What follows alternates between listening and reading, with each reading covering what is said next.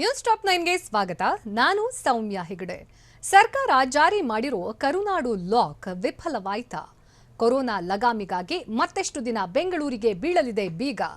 ಮತ್ತೆ ಲಾಕ್ ಎಂದ ಸುಧಾಕರ್ಗೆ ಬೆಂಬಲಿಸಿದ ಸ್ವಪಕ್ಷೀಯರು ಯಾರು? ಆಕ್ಸಿಜನ್ ಹಾಹಾಕಾರದಿಂದ ಆಸ್ಪತ್ರೆಗಳಿಗೆ ಎದುರಾಗಿದ್ದು ಹೇಗೆ ಸಂಕಷ್ಟ? ಕರ್ನಾಟಕದಲ್ಲಿ ಮತ್ತೆ ಹೆಲ್ತ್ ಎಮರ್ಜೆನ್ಸಿ ಶುರುವಾಗಿದ್ದು ಯಾಕೆ? ಕೊರೋನಾ ಕಟ್ಟಿ ಹಾಕೋಕೆ ಬೆಂಗಳೂರನ್ನ ಎಷ್ಟು ದಿನ ಲಾಕ್ಡೌನ್ ಮಾಡ್ತಾರೆ? ಈ ಬಾರಿಯ ಲಾಕ್ಡೌನ್ನಲ್ಲಿ ಪಾರ್ಸೆಲ್ ಟೈಮ್ ಲಿಮಿಟ್ಗೂ ಬ್ರೇಕ್ ಬೀಳತ್ತಾ? ನೋಡೋಣ Bengaluru lock news top 9ನಲ್ಲಿ.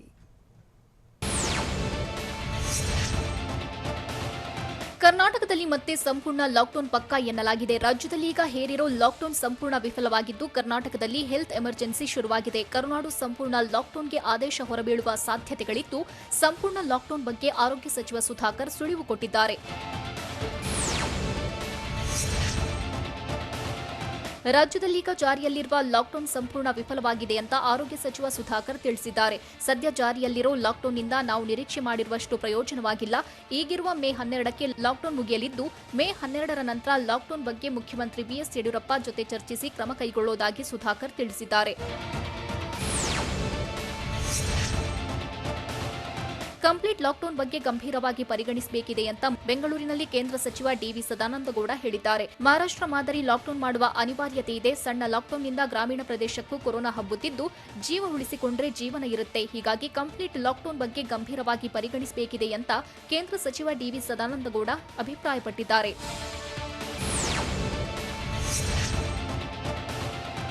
Lockdown ಮಾಡಲು ವಿಪಕ್ಷ ನಾಯಕ ಸಿದ್ದರಾಮಯ್ಯ ಕೂಡ ಪರೋಕ್ಷವಾಗಿ ಒತ್ತಾಯಿಸಿದ್ದಾರೆ. ತಜ್ಞರು ಹೇಳಿದಂತೆ ಸರ್ಕಾರ ನಡೆದುಕೊಳ್ಳಬೇಕು ಅಂತ ಸಿದ್ದರಾಮಯ್ಯ ತಿಳಿಸಿದ್ದಾರೆ. ಮತ್ತೆ ಲಾಕ್ಡೌನ್ ಮಾಡಲು ಸರ್ಕಾರಕ್ಕೆ ತಜ್ಞರು ಸಲಹೆ ನೀಡಿದ್ದಾರೆ. ಹೀಗಾಗಿ ತಜ್ಞರ ಸಲಹೆಯನ್ನ ಗಂಭೀರವಾಗಿ ಸ್ವೀಕರಿಸಬೇಕು ಅಂತ ಸಿದ್ದರಾಮಯ್ಯ ಹೇಳಿದ್ದಾರೆ. ಈ ಬಾರಿ ಲಾಕ್ಡೌನ್ ಜಾರಿಯಾದರೆ ಬೆಂಗಳೂರಿನಲ್ಲಿ ಕಠಿಣಾತಿ ಕಠಿಣ ರೂಲ್ಸ್ ಪಕ್ಕಾ ಎನ್ನಲಾಗಿದೆ. ಅಗತ್ಯ ವಸ್ತು ಖರೀದಿಗೆ ಇದ್ದ ಟೈಮಿಂಗ್ಸ್ಗೆ ಮತ್ತಷ್ಟು ಕತ್ತರಿ ಬೀಳಲಿದೆ. ಕೊರೋನಾ ಕಂಟ್ರೋಲ್ಗಾಗಿ ಖಡಕ್ ರೂಲ್ಸ್ ಜಾರಿಯಾಗಲಿದೆ. ಹಾಲು, ಹಣ್ಣು, ತರಕಾರಿ, ದಿನಸಿ ಅಂಗಡಿಗಳಿಗೂ ಟೈಮ್ ಲಿಮಿಟ್ ಇರಲಿದ್ದು ಬೆಳಗ್ಗೆ 6ರಿಂದ 12 ಗಂಟೆಯ ಕಾಲಾವಕಾಶಕ್ಕೂ ಕತ್ತರಿ ಬೀಳುವ ಸಾಧ್ಯತೆಗಳಿವೆ.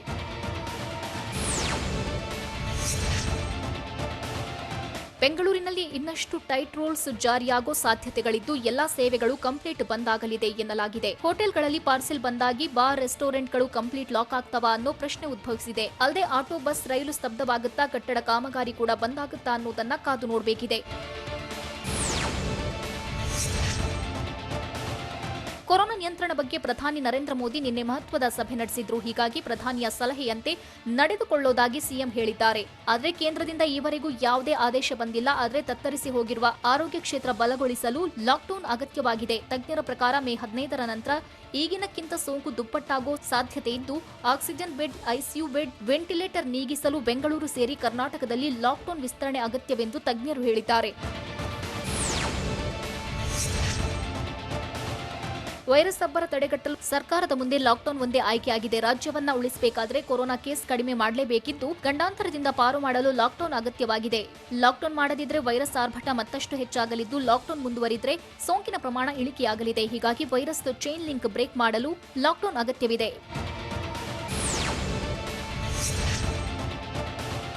ಮತ್ತೆ 14 ದಿನ ಲಾಕ್ಡೌನ್ ಮಾಡಬೇಕು ಅನ್ನೋದು ತಜ್ಞರ ಅಭಿಪ್ರಾಯ. ಆದರೆ ಲಾಕ್ಡೌನ್ ಮುಂದುವರಿಸೋ ಬಗ್ಗೆ ಸರ್ಕಾರ ಇದುವರೆಗೂ ತಜ್ಞರ ಅಭಿಪ್ರಾಯ ಕೇಳಿಲ್ಲ. ಒಂದೊಮ್ಮೆ ಸರ್ಕಾರ ಅಭಿಪ್ರಾಯ ಕೇಳಿದ್ರೆ ಮೇ 12ರ ನಂತರವೂ ಕರುನಾಡನ್ನ 14 ದಿನ ಸ್ತಬ್ಧ ಮಾಡುವಂತೆ ಸರ್ಕಾರಕ್ಕೆ ತಜ್ಞರು ಶಿಫಾರಸು ನೀಡುವ ಸಾಧ್ಯತೆ ಇದೆ. ಲಾಕ್ಡೌನ್ ಮಾಡದಿದ್ರೆ ಕರುನಾಡನ್ನ ಊಹಿಸಿಕೊಳ್ಳೋಕು ಕಷ್ಟವಾಗುತ್ತಾ? 15 ದಿನ ಲಾಕ್ಡೌನ್ ಮಾಡಿದ್ರೆ ಲಾಭ ಏನು? 21 ದಿನ ಲಾಕ್ ಮಾಡಿದ್ರೆ ಏನಾಗುತ್ತೆ? ಸಚಿವ ಸುಧಾಕರ್ ಲಾಕ್ಡೌನ್ ವಿಫಲವಾಗಿದೆ ಅಂತ ಹೇಳಿದ್ರೆ ಯಶಸ್ವಿಯಾಗಿದೆ ಅಂತ ಹೇಳಿದ್ದು ಯಾರು? ನೋಡೋಣ ಲಾಕ್ಡೌನ್ ಯಾಕೆ ನ್ಯೂಸ್ ಟಾಪ್ 9ನಲ್ಲಿ.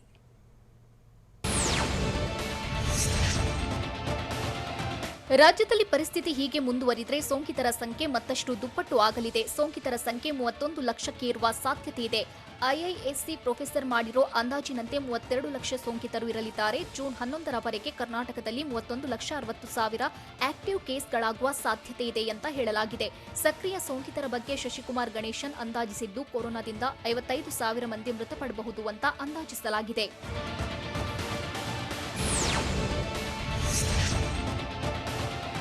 ಇಡೀ ಕರ್ನಾಟಕವನ್ನ 15 ದಿನ ಲಾಕ್ಡೌನ್ ಮಾಡಿದ್ರೆ ಲಾಭವೇನು ಅಂತ ನೋಡೋದಾದ್ರೆ 15 ದಿನ ಮತ್ತೆ ಸಂಪೂರ್ಣ ಲಾಕ್ಡೌನ್ ಮಾಡಿದ್ರೆ ಸೋಂಕು ಕಡಿಮೆಯಾಗುವ ಸಾಧ್ಯತೆ.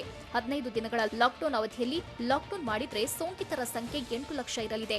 ಜೂನ್ 11ರವರೆಗೆ ಸಕ್ರಿಯ ಸೋಂಕಿತರ ಸಂಖ್ಯೆ 8 ಲಕ್ಷದವರೆಗೆ ಇರಲಿದೆ. ಕಂಪ್ಲೀಟ್ ಲಾಕ್ಡೌನ್ ಮಾಡಿದ್ರೆ ಸೋಂಕಿತರ ಸಂಖ್ಯೆ ಕಡಿಮೆಯಾಗಲಿದೆ.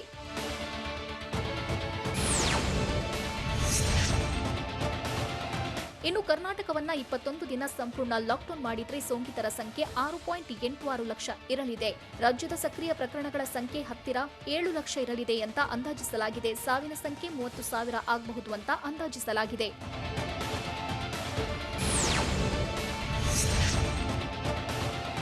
ಕೊರೋನಾ ಕಂಟ್ರೋಲ್ಗೆ 30 ದಿನ ಕರ್ನಾಟಕವನ್ನ ಸಂಪೂರ್ಣ ಲಾಕ್ ಮಾಡ್ತಾರಾ? ಒಂದ್ ವೇಳೆ ಲಾಕ್ ಮಾಡಿದ್ರೆ ಕೇಸ್ಗಳ ಸಂಖ್ಯೆ ಎಷ್ಟಾಗಲಿದೆ ಅನ್ನೋದು ಕೂಡ ಅಚ್ಚರಿ ತಂದಿದೆ. 30 ದಿನ ಸಂಪೂರ್ಣ ಲಾಕ್ಡೌನ್ ಮಾಡಿದ್ರೆ 4,73,000 ಕೇಸ್ ಆಗಲಿದ್ದು, ಕರ್ನಾಟಕದಲ್ಲಿ ಸಕ್ರಿಯ ಕೇಸ್ಗಳ ಸಂಖ್ಯೆ ಸುಮಾರು 5 ಲಕ್ಷ ಇರಲಿದ್ದು, ಇನ್ನು ಸಾವಿನ ಸಂಖ್ಯೆಯನ್ನ 28,000 ಅಂತ ಅಂದಾಜಿಸಲಾಗಿದೆ.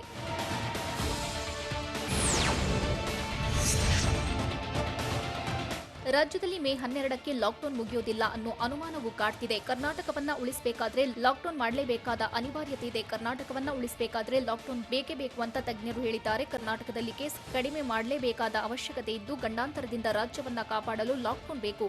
ಲಾಕ್ಡೌನ್ನಿಂದ ಸೋಂಕಿನ ಪ್ರಮಾಣ ಕಡಿಮೆಯಾಗಬಹುದು ಅಂತ ತಜ್ಞರು ಹೇಳಿದ್ದಾರೆ.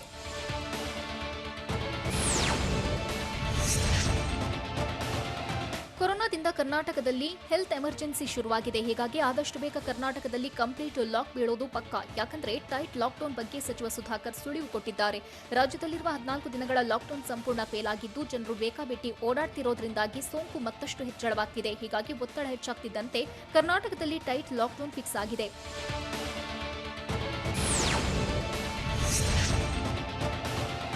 ಸದ್ಯ ರಾಜ್ಯದಲ್ಲಿ ಜಾರಿಯಾಗಿರೋ ಲಾಕ್ಡೌನ್ ವಿಫಲವಾಗಿದೆ ಅಂತ ಆರೋಗ್ಯ ಸಚಿವ ಸುಧಾಕರ್ ಹೇಳಿದ್ದಾರೆ. ಆದರೆ ಲಾಕ್ಡೌನ್ ಯಶಸ್ವಿಯಾಗಿದೆ ಅಂತ ಸಚಿವ ಎಸ್.ಟಿ. ಸೋಮಶೇಖರ್ ಹೇಳಿದ್ದಾರೆ. ಮೈಸೂರಿನಲ್ಲಿ ಮಾತನಾಡಿದ ಅವರು, ಬೆಳಗ್ಗೆ 6ರಿಂದ 10 ಗಂಟೆವರೆಗೆ ವ್ಯಾಪಾರಕ್ಕೆ ಅವಕಾಶ ಕೊಟ್ಟಿದ್ದಾರೆ.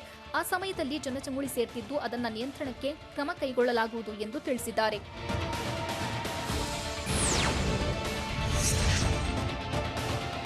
ಕಂಪ್ಲೀಟ್ ಲಾಕ್ಡೌನ್ ಮಾಡೋದ್ರ ಬಗ್ಗೆ ಆರೋಗ್ಯ ಸಚಿವ ಸುಧಾಕರ್ ಸುಳಿವು ನೀಡಿದ್ದಾರೆ. ಆದರೆ ಸುಧಾಕರ್ ಹೇಳಿಕೆಗೆ ಸ್ವಪಕ್ಷೀಯರೇ ಪರೋಕ್ಷವಾಗಿ ವಿರೋಧಿಸಿದ್ದಾರೆ. ಸಚಿವ ಸುಧಾಕರ್ ಹೇಳಿಕೆ ಬಗ್ಗೆ ಪ್ರತಿಕ್ರಿಯಿಸಲು ಸಚಿವ ಮುರುಗೇಶ್ ನಿರಾಣಿ ನಿರಾಕರಿಸಿದ್ದು, ನೋ ಕಮೆಂಟ್ಸ್ ಎಂದಿದ್ದಾರೆ. ಅವರು ಅವರದ್ದೇ ಆದ ಅರ್ಥದಲ್ಲಿ ಹೇಳಿರ್ತಾರೆ ಅಂತ ನಿರಾಣಿ ತಿಳಿಸಿದ್ದಾರೆ.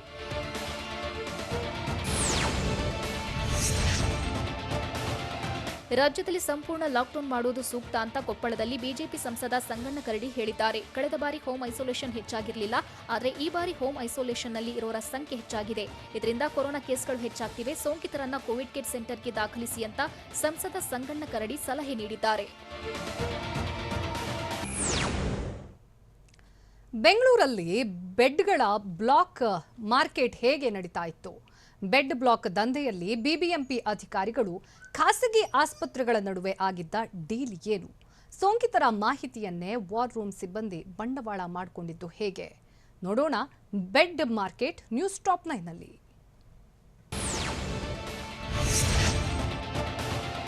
ಕೊರೋನಾ ಅಬ್ಬರದ ಮಧ್ಯೆ ಮತ್ತೊಂದು ಮಹಾ ಆಘಾತ ಎದುರಾಗಿದ್ದು, ಆಸ್ಪತ್ರೆಗಳಲ್ಲಿ ಬೆಡ್ಗಳು ಸಿಗದೆ ಸೋಂಕಿತರು ಪರದಾಡ್ತಿದ್ದಾರೆ. ಬೆಡ್ ಸಿಗದೆ ಸೋಂಕಿತರು ಜೀವ ತೆತ್ತರು. ಬೆಡ್ ಕಲ್ಲಾಟ ನಿಂತಿಲ್ಲ. ಬೆಂಗಳೂರಿನ ಬೆಡ್ ಮಾರ್ಕೆಟ್ನಲ್ಲಿ ಭಯಾನಕ ದಂಧೆ ನಡೆಯುತ್ತಿದ್ದು, ಜನರ ಅಸಹಾಯಕತೆಗೆ ಇವರ ದಂಧೆಗೆ ಬಂಡವಾಳವಾಗಿದೆ. ಸೋಂಕಿನಿಂದ ಬಳಲುತ್ತಿದ್ದವರೇ ದಂಧೆಕೋರರ ಟಾರ್ಗೆಟ್ ಆಗಿದ್ದು, ಈ ಬಗ್ಗೆ ಈಗಾಗಲೇ 4 ದಂಧೆಕೋರರು ಪೊಲೀಸರ ಕೈಗೆ ಲಾಕ್ ಆಗಿದ್ದಾರೆ.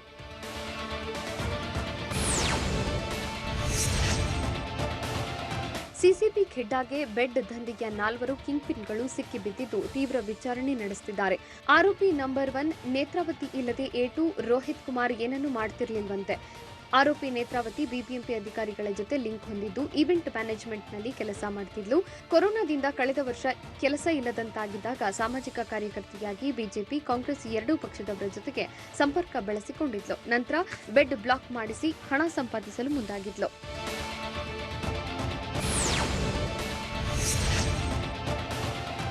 ಬೆಡ್ ಬ್ಲಾಕಿಂಗ್ ದಂಧೆಯಲ್ಲಿ ಅಧಿಕಾರಿಗಳು ಶಾಮೀಲಾಗಿದ್ದಾರೆ. ಪ್ರಕರಣದ 3ನೇ ಆರೋಪಿಯಾಗಿರೋ doctor Suresh Bommanahalli war room incharge ಆಗಿದ್ದ. ಆದರೆ ಉಸ್ತುವಾರಿ ಹುದ್ದೆಯನ್ನೇ ಬೆಡ್ ಬ್ಲಾಕ್ಗೆ ದುರುಪಯೋಗ ಮಾಡಿಕೊಂಡಿದ್ದಾನೆ. ಡಾಕ್ಟರ್ ಸುರೇಶ್ಗೆ ಯಾವುದೇ ರೋಗಿಗೆ ಬೆಡ್ ಬುಕ್ ಮಾಡುವ ಅಧಿಕಾರವಿತ್ತು. ಹೀಗಾಗಿ ತನ್ನದೇ ಜಾಲ ಬೆಳೆಸಿಕೊಂಡು ಬೆಡ್ ಬ್ಲಾಕ್ ಮಾಡಿ ನಂತರ ಹಣ ನೀಡಿದವರಿಗೆ ಬೆಡ್ ವ್ಯವಸ್ಥೆ ಮಾಡುತ್ತಿದ್ದ.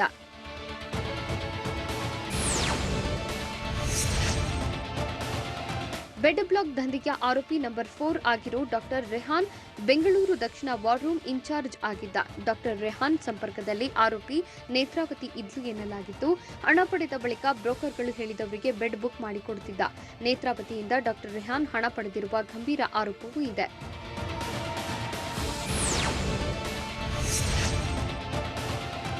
ಬೆಡ್ ಬ್ಲಾಕ್ ಮಾರ್ಕೆಟ್ ದಂಧೆಯಲ್ಲಿ ಹಲವರು ಭಾಗಿಯಾಗಿದ್ದು ಬಿಬಿಎಂಪಿ ವಾರ್ ರೂಮ್ ಮತ್ತು ಬಿಬಿಎಂಪಿ ಅಧಿಕಾರಿಗಳು ಶಾಮೀಲಾಗಿದ್ದಾರೆ. ಖಾಸಗಿ ಆಸ್ಪತ್ರೆಗಳ ಜೊತೆಗೆ ಪಾಲಿಕೆ ಅಧಿಕಾರಿಗಳು ಸಾಥ್ ನೀಡಿದ್ದಾರೆ.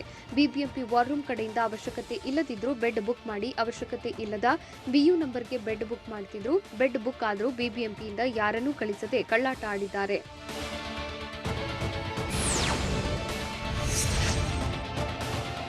ಬಿಬಿಎಂಪಿ ಕಡೆಯಿಂದ ಬೆಡ್ ಬುಕ್ ಆದ ಬಳಿಕ ಖಾಸಗಿಯವರಿಗೆ ಬೆಡ್ ನೀಡಿ ಬಿಬಿಎಂಪಿ ಕಡೆಯಿಂದ ನಿತ್ಯ ರೋಗಿಗೆ 8 ರಿಂದ 10 ಸಾವಿರ ರೂಪಾಯಿ ಬಿಲ್ ಮಾಡ್ತಿದ್ರು. ಇತ್ತ ಖಾಸಗಿ ಆಸ್ಪತ್ರೆಯವರು ರೋಗಿ ಕಡೆಯಿಂದಲೂ ಹಣ ಪಡಿತಾ ಇದ್ರು. ಈ ರೀತಿ ಖಾಸಗಿ ಆಸ್ಪತ್ರೆ ಮತ್ತು ಬಿಬಿಎಂಪಿ ಅಧಿಕಾರಿಗಳು ಒಟ್ಟಿಗೆ ಹಣ ಡೀಲ್ ಮಾಡಿದ್ದು, ಬಿಬಿಎಂಪಿಯ ಹಿರಿಯ ಅಧಿಕಾರಿಗಳು ಹಾಗೂ ಖಾಸಗಿ ಆಸ್ಪತ್ರೆ ಮಧ್ಯೆ ಡೀಲ್ ನಡೆದಿದೆ.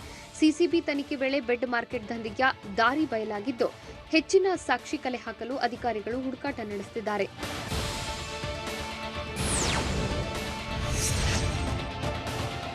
ಬೆಡ್ ಬ್ಲಾಕ್ ಖಾಸಗಿ ಆಸ್ಪತ್ರೆಯವರೇ ನಡೆಸೋ ಖತರ್ನಾಕ್ ದಂಧೆಯಾಗಿದ್ದು, ಬಿಬಿಎಂಪಿ ಕಡೆಯಿಂದ ದಾಖಲಾದ ರೋಗಿ ಡಿಸ್ಚಾರ್ಜ್ ಬಳಿಕ ಅದನ್ನ ಅಪ್ಡೇಟ್ ಮಾಡ್ತಲೇ ಇರಲಿಲ್ಲ. ರೋಗಿ ಇಲ್ಲವಾದ್ರೂ ಆತ ಆಸ್ಪತ್ರೆಯಲ್ಲಿದ್ದು ಚಿಕಿತ್ಸೆ ಪಡೆಯುತ್ತಿದ್ದಾನೆ ಅಂತ ದಾಖಲೆ ಸೃಷ್ಟಿಸಿ ಮತ್ತೊಬ್ಬ ರೋಗಿಗೆ ಬೆಡ್ ನೀಡುತ್ತಿದ್ರು. ಬಳಿಕ ಬಿಬಿಎಂಪಿ ಕಡೆಯಿಂದಲೂ ನಿತ್ಯ ಬಿಲ್ ಪಡಿತಾ ಇದ್ರು.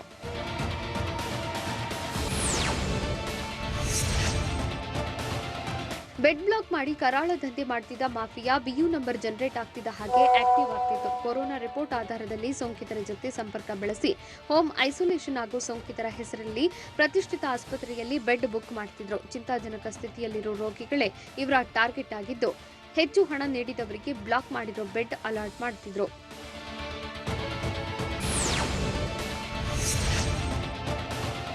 ಕೋವಿಡ್ ವಾರ್ ರೂಮ್ನ ಕೆಲ ಸಿಬ್ಬಂದಿಗೆ ಬೆಡ್ ಬ್ಲಾಕ್ ದಂಧೆಯಲ್ಲಿ ಭಾಗಿಯಾಗಿದ್ದು, ಲ್ಯಾಬ್ನಿಂದ ಪಾಸಿಟಿವ್ ವರದಿ ಬಂದ ಬೆನ್ನಲ್ಲೇ ಬೆಡ್ ಬುಕ್ ಮಾಡ್ತಿದ್ರು. ವಾರ್ ರೂಮ್ಗೆ ಕರೆ ಮಾಡಿ ಬೆಡ್ ಕೇಳುವ ಮಾಹಿತಿ ಪಡೆದು ಬೆಡ್ ಕಾಯ್ದಿರಿಸುತ್ತಿದ್ರು. ವಾರ್ ರೂಮ್ ಸಿಬ್ಬಂದಿಗೆ ಸೋಂಕಿತನ ಆರೋಗ್ಯದ ಪ್ರತಿ ಮಾಹಿತಿಯೂ ಲಭ್ಯವಿದ್ದು, ಇದನ್ನೇ ಬಂಡವಾಳ ಮಾಡಿಕೊಂಡಿದ್ರು. ಬೆಂಗಳೂರಿನ ಆಸ್ಪತ್ರೆಗಳಲ್ಲಿ ಬೆಡ್ ಬ್ಲಾಕಿಂಗ್ ದಂಧೆಯಲ್ಲಿ ಯಾರ್ಯಾರು ಭಾಗಿಯಾಗಿದ್ದಾರೆ? ಬೆಡ್ಗಳ ಮಾಫಿಯಾ ರೇಟ್ ಕೇಳಿ ಅಧಿಕಾರಿಗಳೇ ಬೆಚ್ಚಿ ಬಿದ್ದಿತು ಯಾಕೆ? ಬೆಡ್ ಬ್ಲಾಕಿಂಗ್ ದಂಧೆಯಲ್ಲಿ ಬಿಬಿಎಂಪಿ ಅಧಿಕಾರಿಗಳ ಪಾತ್ರ ಏನು?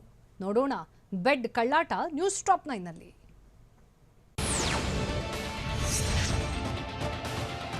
ಬೆಂಗಳೂರಿನಲ್ಲಿ ಬೆಡ್ ಬ್ಲಾಕ್ ಕರಾಳ ದಂಧೆ ಬಟಾ ಬಯಲಾಗಿದ್ದು, ಬೆಂಗಳೂರಿನ ಕೆಲ ಖಾಸಗಿ ಆಸ್ಪತ್ರೆಗಳೇ ಬೆಡ್ ದಂಧೆಯಲ್ಲಿ ಭಾಗಿಯಾಗಿವೆ. ಪ್ರತಿಷ್ಠಿತ ಆಸ್ಪತ್ರೆಗಳು ಕಾರ್ಪೊರೇಟ್ ಆಸ್ಪತ್ರೆಗಳ ಪಾಲುದಾರಿಕೆಯೇ ಜಾಸ್ತಿಯಾಗಿದ್ದು, ಆಸ್ಪತ್ರೆಯ ಕೆಲ ವೈದ್ಯರು ಮತ್ತು ಮ್ಯಾನೇಜ್ಮೆಂಟ್ ನೇರವಾಗಿ ಭಾಗಿಯಾಗಿದೆ. ಆಸ್ಪತ್ರೆ ಆಡಳಿತ ಮಂಡಳಿ ಮತ್ತು ಬಿಬಿಎಂಪಿ ವಾರ್ ರೂಮ್ ಸಿಬ್ಬಂದಿ ಮಧ್ಯೆ ಡೀಲ್ ನಡೆದಿದ್ದು, ಡೀಲ್ ಓಕೆ ಆಗ್ತಾ ಇದ್ದ ಹಾಗೆ ಬೆಡ್ ಬ್ಲಾಕಿಂಗ್ ದಂಧೆ ಶುರುವಾಗಿತ್ತು.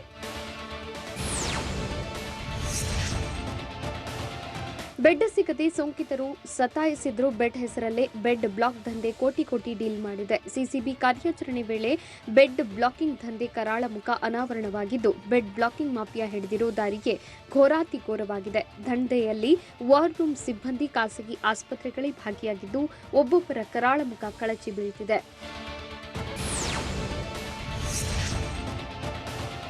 ಖಾಸಗಿ ಆಸ್ಪತ್ರೆಯಲ್ಲಿ ದಾಖಲಾಗುವ ಸೋಂಕಿತರೆ ಬೆಡ್ ಬ್ಲಾಕ್ ದಂಧೆಗೆ ಟಾರ್ಗೆಟ್ ಆಗಿತ್ತು.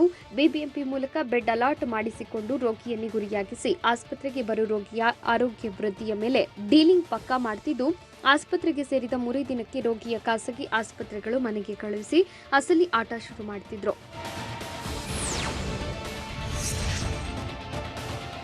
ಸಿಸಿಬಿ ವಿಚಾರಣೆ ವೇಳೆ ಬೆಡ್ ಬ್ಲಾಕ್ ದಂಧೆಕೋರರ ಒಂದೊಂದೇ ಆಟಗಳು ಬಯಲಾಗ್ತಾ ಇವೆ. ಬಿಬಿಎಂಪಿ ಮೂಲಕ ಖಾಸಗಿ ಆಸ್ಪತ್ರೆಗೆ ಬಂದ ರೋಗಿಯನ್ನ ಚೆನ್ನಾಗಿದ್ದಾರೆಂದು ಮನೆಗೆ ಕಳಿಸ್ತಿದ್ರು. ಬಳಿಕ ಬಿಬಿಎಂಪಿ ಬೆಡ್ನಲ್ಲಿ ಬೇರೆ ಖಾಸಗಿ ವ್ಯಕ್ತಿಗೆ ಚಿಕಿತ್ಸೆ ನೀಡುತ್ತಿದ್ರು. ಆ ಬೆಡ್ಗಳಿಗೆ ಇಷ್ಟು ಅಂತ ಹಣ ನಿಗದಿ ಮಾಡಿ ವಸೂಲಿ ಮಾಡ್ತಿದ್ರು. ಸೋಂಕಿತರ ಬಳಿ ವಸೂಲಿ ಮಾಡಿರೋ ಬೆಡ್ ಬ್ಲಾಕ್ ಮಾಫಿಯಾ ಒಂದೊಂದು ಬೆಡ್ಗೆ ಒಂದೊಂದು ರೇಟ್ ಫಿಕ್ಸ್ ಮಾಡಿತ್ತು. ಬಿಬಿಎಂಪಿಯಿಂದ ಅಲಾಟ್ ಆಗಿರೋ ರೋಗಿಯ ಬದಲಿಗೆ ಚಿಕಿತ್ಸೆ ಪಡೆಯೋ ರೋಗಿಗೆ ಪ್ಯಾಕೇಜ್ ಆಧಾರದಲ್ಲಿ ರೇಟ್ ಫಿಕ್ಸ್ ಮಾಡಿಕೊಂಡಿದ್ರು. ಬೆಡ್ ಬ್ಲಾಕ್ ಮಾಫಿಯಾದ ರೇಟ್ ಕೇಳಿದ್ರೆ ಬೆಚ್ಚಿ ಬೀಳಿಸುವಂತಿದೆ. HDU ಬೆಡ್ಗೆ ಒಂದು ವಾರಕ್ಕೆ 2 ರಿಂದ 3 ಲಕ್ಷ ರೇಟ್ ಫಿಕ್ಸ್ ಮಾಡಿದ್ದು, ICU ಬೆಡ್ಗೆ ವಾರಕ್ಕೆ 3 ರಿಂದ 5 ಲಕ್ಷ ದರ ನಿಗದಿ ಮಾಡಿದ್ರು. ಇನ್ನು ವೆಂಟಿಲೇಟರ್ ಬೆಡ್ ವಾರಕ್ಕೆ 5 ಲಕ್ಷದಿಂದ ರೇಟ್ ಶುರುವಾಗಿ ರೋಗಿ ಗುಣಮುಖವಾಗುವವರೆಗೂ ವಸೂಲಿ ಮಾಡುತ್ತಿದ್ರು. ಖಾಸಗಿ ಆಸ್ಪತ್ರೆಯವರು ಸೋಂಕಿತರನ್ನ ಡಿಸ್ಚಾರ್ಜ್ ಮಾಡಿರೋ ಬಗ್ಗೆ ಬಿಬಿಎಂಪಿಗೆ ಮಾಹಿತಿ ನೀಡಬೇಕು. ಆದರೆ ಡಿಸ್ಚಾರ್ಜ್ ತೋರಿಸದೆ ಇನ್ನೂ ಚಿಕಿತ್ಸೆ ಪಡೆದಿದ್ದಾರೆ ಎಂದು ದಂಧೆಕೋರರು ಬಿಂಬಿಸುತ್ತಿದ್ರು. ಬಿಬಿಎಂಪಿ ಪೋರ್ಟಲ್ನಲ್ಲಿ ಮಾತ್ರ ಬಿಬಿಎಂಪಿ ರೆಫರ್ ಮಾಡಿದ ವ್ಯಕ್ತಿ ಚಿಕಿತ್ಸೆ ಬಗ್ಗೆ ಮಾಹಿತಿ ಇದ್ರೆ, ಮತ್ತೊಬ್ಬ ವ್ಯಕ್ತಿ ಡಿಸ್ಚಾರ್ಜ್ ಆದ್ಮೇಲೆ ಮೊದಲು ದಾಖಲಾಗಿದ್ದ ವ್ಯಕ್ತಿ ಡಿಸ್ಚಾರ್ಜ್ ಆಗಿದ್ದಾನೆ ಅಂತ ತೋರಿಸ್ತಿದ್ರು. ಸೋಂಕಿತರು ಚಿಕಿತ್ಸೆ ಪಡಿತಾ ಇರೋ ಬಗ್ಗೆ ಬಿಬಿಎಂಪಿ ಮಾಹಿತಿ ಕಲೆ ಹಾಕಬೇಕು. ಆದರೆ ಬಿಬಿಎಂಪಿ ಈ ಬಗ್ಗೆ ಮಾಹಿತಿ ಪಡೆಯುತ್ತಿಲ್ಲ ಅನ್ನೋ ಆರೋಪ ಕೇಳಿ ಬಂದಿದೆ. ಅಲ್ಲದೆ ಬಿಬಿಎಂಪಿ ನೇಮಿಸಿರೋ ಸಿಬ್ಬಂದಿಯೇ ಈ ಕಳ್ಳಾಟದಲ್ಲಿ ಭಾಗಿಯಾಗಿದ್ದಾರೆ. ಆಸ್ಪತ್ರೆಗಳಿಗೆ ಭೇಟಿ ಕೊಟ್ಟು ಪರಿಶೀಲನೆ ನಡೆಸದೆ ಇರೋದ್ರಿಂದ ಬೆಡ್ ಬ್ಲಾಕಿಂಗ್ ದಂಧೆ ಎಗ್ಗಿಲ್ಲದೆ ನಡೀತಿದೆ ಅನ್ನೋ ಆರೋಪ ಇದೆ.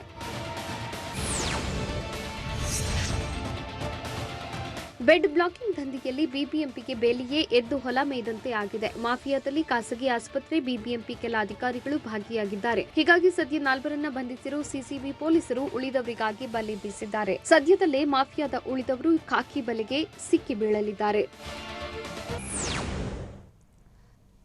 ಮಹಿಳೆಯ ಸಾವಿಗೆ ಕೊರೋನಾ ವಾರ್ ರೂಮ್ ಸಿಬ್ಬಂದಿಯೇ ಕಾರಣವಾಗಿದ್ದು ಹೇಗೆ? ಕೊರೋನಾದ ರೋಗ ಲಕ್ಷಣಗಳು ಇಲ್ಲದೇ ಇದ್ರೂ ಕೇವಲ 2 ರಿಂದ 3 ದಿನದಲ್ಲಿ ಸೋಂಕು ಶ್ವಾಸಕೋಶಕ್ಕೆ ಹರಡಿ ಡೇಂಜರ್ ತರುತ್ತೆ ಅಂತ ಹೇಳಿದ್ದು ಯಾರು? ಖಾಸಗಿ ಲ್ಯಾಬ್ಗಳ ಹಣದಾಹದ ವಿರುದ್ಧ ಖಡಕ್ ಎಚ್ಚರಿಕೆ ಕೊಟ್ಟಿದ್ದು ಯಾರು? ಇದೆಲ್ಲವನ್ನ ನೋಡೋಣ ಕೊರೋನಾ ಅಲರ್ಟ್ ನ್ಯೂಸ್ ಟಾಪ್ 9ನಲ್ಲಿ.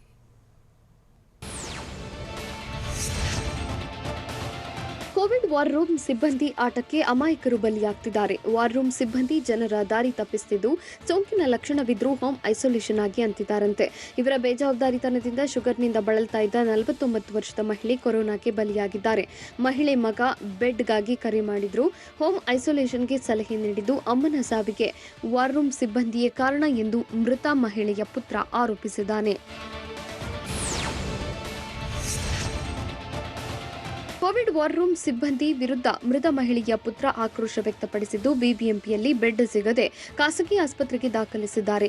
ಆದರೆ 5 ಲಕ್ಷ ರೂಪಾಯಿ ಬೆಡ್ ಆದರೂ ತಾಯಿ ಉಳಿದಿಲ್ಲವೆಂದು ಮಗ ಕಣ್ಣೀರು ಹಾಕಿದ್ದಾನೆ. ರೆಮ್ಡೆಸಿವಿಯರ್ಗೆ 30,000 ರೂಪಾಯಿ ಕೊಟ್ಟರೂ ಪ್ರಯೋಜನವಾಗಲಿಲ್ಲ. 78 ವರ್ಷದ ಸಿಎಂ ಗುಣ ಆಗ್ತಾರೆ, 48 ವರ್ಷದ ತಾಯಿ ಗುಣವಾಗಿಲ್ಲ ಅಂತ ಕಿಡಿಕಾರಿದ್ದಾರೆ.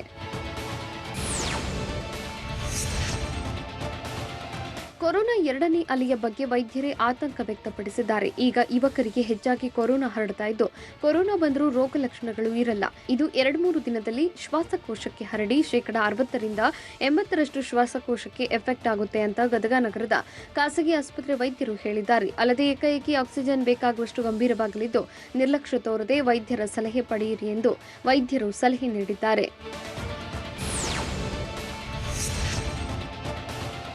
ಮಂಡ್ಯ ಜಿಲ್ಲೆಯಲ್ಲಿ ಏನೇ ಸಮಸ್ಯೆ ಇದ್ರೂ ನನ್ನ ಗಮನಕ್ಕೆ ತನ್ನಿ ಅಂತ ಮಂಡ್ಯ ಜಿಲ್ಲೆಯ ಅಧಿಕಾರಿಗಳಿಗೆ ಜಿಲ್ಲಾ ಉಸ್ತುವಾರಿ ಸಚಿವ ಕೆಸಿ ನಾರಾಯಣಗೌಡ ಸೂಚಿಸಿದ್ದಾರೆ. ಏನೇ ಸಮಸ್ಯೆ ಇದ್ರೂ ಮುಖ್ಯಮಂತ್ರಿ ಬಿಎಸ್ ಯಡಿಯೂರಪ್ಪರ ಗಮನಕ್ಕೆ ತಂದು ಬಗೆಹರಿಸುತ್ತೇನೆ. ನಾನು ಜಿಲ್ಲೆಯಲ್ಲಿ ಇರ್ತೇನೆ. ಅಧಿಕಾರಿಗಳು ಕೇಂದ್ರ ಸ್ಥಾನವನ್ನ ಬಿಟ್ಟು ಹೋಗಬಾರದು ಅಂತ ಅಧಿಕಾರಿಗಳಿಗೆ ಸಚಿವ ಕೆಸಿ ನಾರಾಯಣಗೌಡ ತಾಕೀತು ಮಾಡಿದ್ದಾರೆ. ಶಾಸಕ ಎಂಪಿ ರೇಣುಕಾಚಾರ್ಯ ಕೊರೋನಾ ಸೋಂಕಿತರ ಯೋಗಕ್ಷೇಮ ವಿಚಾರಿಸಿದ್ದಾರೆ. ದಾವಣಗೆರೆ ಜಿಲ್ಲೆ ಹೊನ್ನಾಳಿ ತಾಲೂಕು ಆಸ್ಪತ್ರೆಗೆ ಭೇಟಿ ನೀಡಿದ ರೇಣುಕಾಚಾರ್ಯ ಸೋಂಕಿತರಿಗೆ ಧೈರ್ಯ ತುಂಬಿದ್ರು. ಕೊರೋನಾದಿಂದ ಗುಣಮುಖರಾಗಲು ಪ್ರತಿಯೊಬ್ಬರು ಏನು ಮಾಡಬೇಕು ಎಂದು ತಮ್ಮ ಕೋವಿಡ್ ಅನುಭವ ಹಂಚಿಕೊಂಡ್ರು. ದಾವಣಗೆರೆಯಲ್ಲಿ ದಿನದಿಂದ ದಿನಕ್ಕೆ ಕೊರೋನಾ ಪ್ರಕರಣಗಳು ಹೆಚ್ಚುತ್ತಿದ್ದು, ಆತಂಕಕ್ಕೆ ಒಳಗಾಗಿರುವ ಜನರು ಸಿಟಿ ಸ್ಕ್ಯಾನ್ ಮುಗಿ ಬೀಳ್ತಿದ್ದಾರೆ. ಹೀಗಾಗಿ ಜಿಲ್ಲಾಧಿಕಾರಿ ಮಹಂತೇಶ್ ಬೀಳಗಿ ಲ್ಯಾಬ್ಗಳಿಗೆ ದಿಢೀರ್ ಭೇಟಿ ನೀಡಿ ಪರಿಶೀಲಿಸಿದ್ದಾರೆ. ಲ್ಯಾಬ್ನಲ್ಲಿದ್ದ ಜನರಿಂದ ಮಾಹಿತಿ ಸಂಗ್ರಹಿಸಿದ್ದು, ಹೆಚ್ಚಿನ ಹಣ ವಸೂಲಿ ಮಾಡಿದರೆ ಸೂಕ್ತ ಕ್ರಮ ಕೈಗೊಳ್ಳುವುದಾಗಿ ಎಚ್ಚರಿಕೆ ನೀಡಿದ್ದಾರೆ.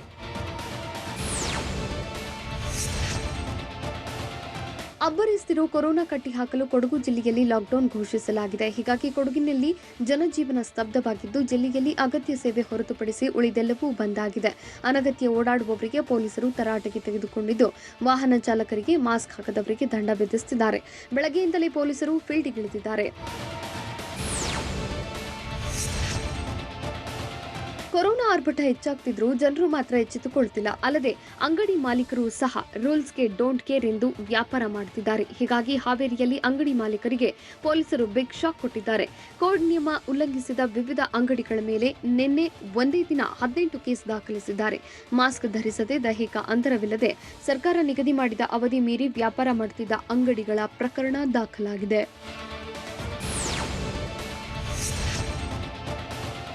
ಮೈಸೂರಿನ ಕೊರೋನಾ ಲಾಕ್ಡೌನ್ ಕಾರ್ಯಾಚರಣೆ ಮುಂದುವರೆದಿದ್ದು, ಲಾಕ್ಡೌನ್ ಮಾರ್ಗಸೂಚಿ ಉಲ್ಲಂಘನೆ ಮಾಡಿ ಅನವಶ್ಯಕವಾಗಿ ಓಡಾಡುತ್ತಿದ್ದ ವಾಹನಗಳನ್ನು ಪೊಲೀಸರು ಸೀಸ್ ಮಾಡಿ ರೂಲ್ಸ್ ಬ್ರೇಕ್ ಮಾಡಿದವರಿಗೆ ಬಿಸಿ ಮುಟ್ಟಿಸುತ್ತಿದ್ದಾರೆ.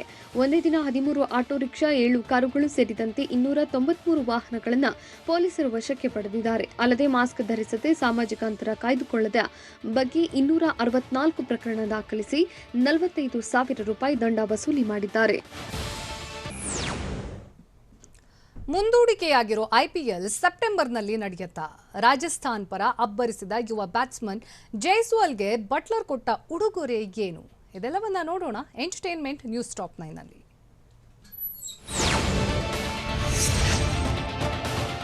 ಸೆಪ್ಟೆಂಬರ್ನಲ್ಲಿ ಈ ಬಾರಿಯ ಐಪಿಎಲ್ ಸೀಸನ್ನ ಉಳಿದ ಪಂದ್ಯಗಳನ್ನು ಆಯೋಜಿಸಲು ಬಿಸಿಸಿಐ ಚಿಂತಿಸುತ್ತಿದೆ. ಈ ಬಗ್ಗೆ ಬಿಸಿಸಿಐನಿಂದ ಯಾವುದೇ ಅಧಿಕೃತ ಹೇಳಿಕೆ ನೀಡಿಲ್ಲ. ಆದರೆ ಕ್ರಿಕ್ ಬಜ್ ವರದಿಯ ಪ್ರಕಾರ ಉಳಿದ 31 ಪಂದ್ಯಗಳನ್ನು ಸೆಪ್ಟೆಂಬರ್ನಲ್ಲಿ ನಡೆಸುವ ಬಗ್ಗೆ ಬಿಸಿಸಿಐ ಯೋಚನೆ ಮಾಡುತ್ತಿದೆ. ಟೀಂ ಇಂಡಿಯಾ ಮತ್ತು Chennai super kings allrounder Ravindra Jadeja ಅವರು ತಮ್ಮ ಫಾರ್ಮ್ ಹೌಸ್ಗೆ ಮರಳಿದ್ದಾರೆ. ಈ ಬಗ್ಗೆ ಸಾಮಾಜಿಕ ಜಾಲತಾಣಗಳಲ್ಲಿ ಪೋಸ್ಟ್ ಮಾಡಿರುವ ಜಡೇಜಾ, ನನಗೆ ಅತ್ಯಂತ ಸುರಕ್ಷಿತವೆನಿಸುವ ಜಾಗಕ್ಕೆ ಬಂದಿದ್ದೇನೆ ಎಂದಿದ್ದಾರೆ.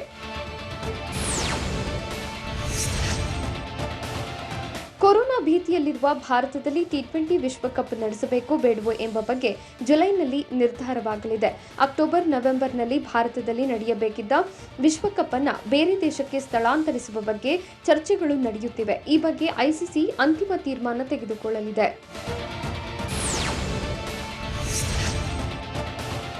ಐಪಿಎಲ್ ಮುಂದೂಡಿದ ಬೆನ್ನಲ್ಲೇ ವಿದೇಶಿ ಆಟಗಾರರಿಗೆ ತವರಿಗೆ ತೆರಳಲು ಚಿಂತನೆ ಶುರುವಾಗಿದೆ. ಈ ನಡುವೆ 8 ಮಂದಿ ಇಂಗ್ಲೆಂಡ್ ಕ್ರಿಕೆಟಿಗರು ತವರು ಸೇರಿದ್ದಾರೆ. Eoin Morgan, Chris Jordan, David Malan ನಾಳೆ ಇಂಗ್ಲೆಂಡ್ ವಿಮಾನವೇರಲಿದ್ದಾರೆ.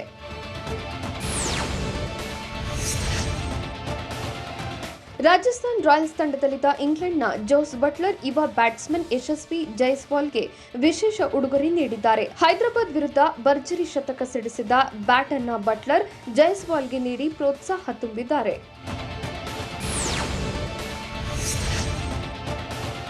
ಕೊರೋನಾದಿಂದ ದಿನೇ ದಿನೇ ಸಾವಿಗೀಡಾಗ್ತಿರೋರ ಸಂಖ್ಯೆ ಹೆಚ್ಚುತ್ತಿದೆ. ಈಗ ಕನ್ನಡ ಚಿತ್ರರಂಗದ ಮತ್ತೊಬ್ಬ ನಿರ್ದೇಶಕನನ್ನ ಕೊರೋನಾ ಬಲಿ ಪಡೆದಿದೆ.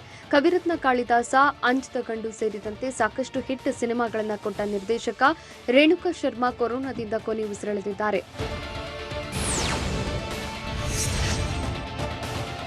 ಲಾಕ್ಡೌನ್ನಲ್ಲಿ ಎಲ್ಲವೂ ತಮ್ಮದೇ ಆಟ ರೀತಿಯಲ್ಲಿ ಕಾಲ ಕಳೆಯುತ್ತಿದ್ದಾರೆ. ನಟಿ ಸೋನು ಗೌಡ ಮನೆಯ ಟೆರೆಸ್ ತೋಟದಲ್ಲಿ ಕಾಲ ಕಳೆಯುತ್ತಿದ್ದಾರೆ. ಸೋನು ಮೋನು ತೋಟ ಅಂತ ಹೆಸರಿಟ್ಟಿದ್ದು ತಾವು ಬೆಳೆದ ತರಕಾರಿ ಸೊಪ್ಪುಗಳನ್ನು ವಿಡಿಯೋ ಮೂಲಕ ಹಂಚಿಕೊಂಡಿದ್ದಾರೆ. ಸಿನಿಮಾ ಮಂದಿರಗಳಿಗೆ ಬೀಗ ಬಿದ್ದಾಗಿದ್ದು ಸಿನಿಮಾ ರಿಲೀಸ್ ಬಗ್ಗೆ ಮಾತೇ ಇಲ್ಲ. ಇದೇ ಮೇ 28ಕ್ಕೆ ರವಿತೇಜ ಅಭಿನಯದ ಕಿಲಾಡಿ ರಿಲೀಸ್ ಡೇಟ್ ಅನ್ನ ಫಿಕ್ಸ್ ಮಾಡಲಾಗಿತ್ತು. ಆದರೆ ಲಾಕ್ಡೌನ್ನಿಂದ ರಿಲೀಸ್ ಡೇಟ್ ಪೋಸ್ಟ್ಪೋನ್ ಮಾಡಲಾಗಿದೆ. ನಟಿ ಪೂಜಾ ಹೆಗಡೆಗೆ ಸೋಂಕು ತಗುಲಿತು. ಈ ವಿಚಾರವನ್ನು ಹಂಚಿಕೊಂಡ ಪೂಜಾ ಐಸೋಲೇಷನ್ನಲ್ಲಿ ಇದ್ದು ಸೂಕ್ತ ಚಿಕಿತ್ಸೆ ಪಡೆದುಕೊಳ್ಳುವುದಾಗಿ ಹೇಳಿದ್ರು. ಈಗ ಕೊರೋನಾದಿಂದ ಗುಣಮುಖರಾಗಿದ್ದು ಆ ಖುಷಿಯನ್ನ ಪೂಜಾ ಸಾಮಾಜಿಕ ಜಾಲತಾಣದಲ್ಲಿ ಹಂಚಿಕೊಂಡಿದ್ದಾರೆ. ಇದು ಈ ಹೊತ್ತಿನ ನ್ಯೂಸ್ ಟಾಪ್ 9. ನಿರಂತರ ಸುದ್ದಿಗಾಗಿ ನೋಡ್ತಾ ಇರಿ TV9.